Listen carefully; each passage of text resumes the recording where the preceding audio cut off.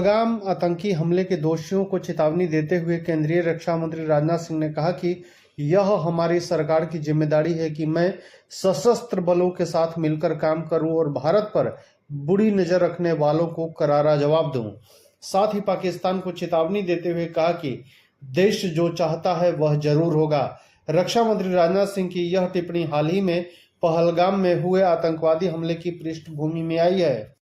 दिल्ली में सनातन संस्कृति जागरण महोत्सव में केंद्रीय मंत्री राजनाथ सिंह ने कहा कि पाकिस्तान के लोग प्रधानमंत्री नरेंद्र मोदी को बहुत अच्छी तरह से जानते हैं।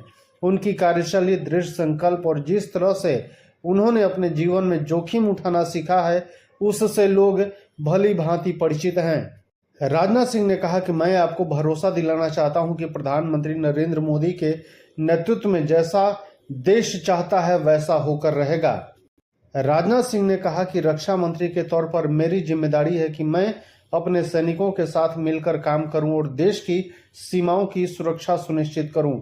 मेरी जिम्मेदारी है कि मैं जवानों के साथ मिलकर उन लोगों को मुंहतोड़ जवाब दूं जो हमारे देश पर बुरी नजर रखते हैं।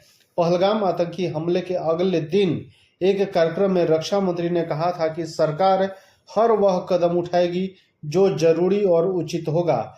रक्षा मंत्री राजनाथ सिंह ने कहा था कि हम न केवल इस घटना को अंजाम देने वालों का पता लगाएंगे बल्कि हम उन लोगों तक भी पहुंचेंगे जिन्होंने पर्दे के पीछे बैठकर हमारे देश के जवान और निर्दोष लोगों की हत्या की है।